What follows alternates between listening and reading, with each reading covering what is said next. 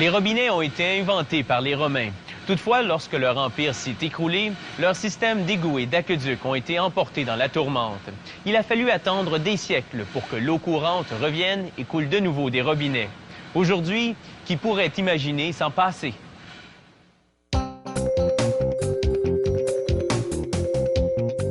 Les robinets modernes sont conçus pour bien fonctionner sous la pression de l'eau.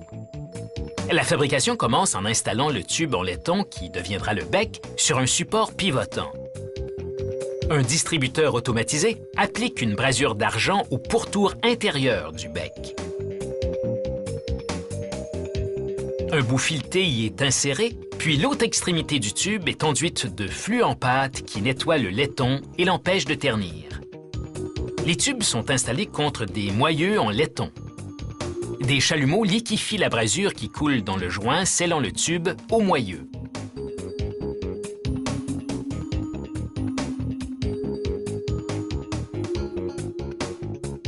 Le bout fileté est soudé à son tour.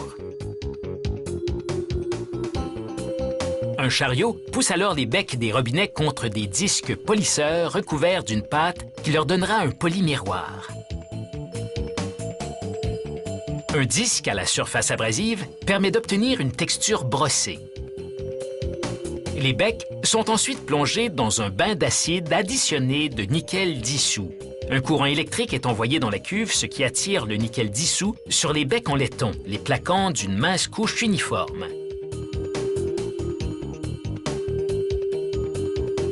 Les becs et d'autres pièces sont maintenant placés dans une chambre spéciale. À l'intérieur, un faisceau électronique clignote comme un éclair tandis qu'il vrille autour d'une tige de zirconium. Ce procédé entraîne l'évaporation du zirconium. La vapeur se mélange au gaz pompé dans la chambre et colle au robinet pour leur procurer un fini pratiquement indestructible.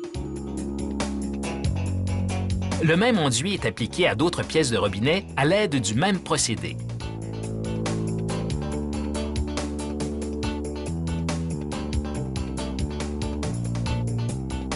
Entre-temps, une lame tranche une tige de laiton solide en plus petites pièces. Un éventail d'outils de coupe usine ensuite ce morceau de laiton pour en faire le corps du robinet. Un clapet à billes y sera logé pour contrôler le volume et la température de l'eau. Une mâchoire saisit l'autre extrémité du corps en laiton afin de le positionner pour d'autres perçages. Plusieurs outils percent des trous qui permettront à l'eau de circuler. Les résidus de laiton sont recyclés. Le morceau de laiton solide a été transporté en une pièce pivotante qui sera le corps de l'appareil de robinetterie. Avec les tubes en cuivre et les raccords en laiton maintenant fixés, le robinet est glissé dans une applique. Celle-ci reposera sur votre évier. Elle est fixée par en dessous à l'aide de vis.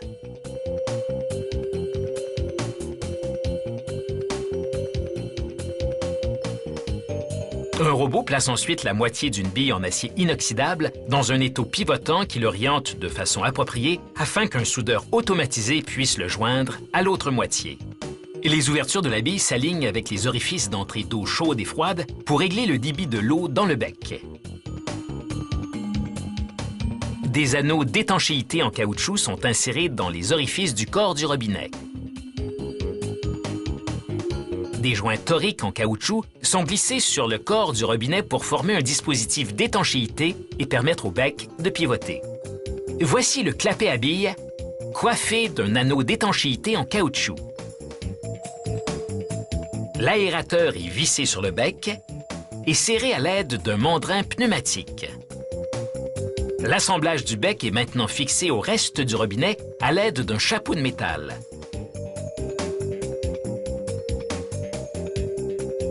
Il est temps de vérifier le bon fonctionnement du robinet. Il est donc relié à une source d'eau sous pression et ses fonctions sont vérifiées. Et finalement, la poignée est fixée au reste du robinet et il est prêt à être expédié.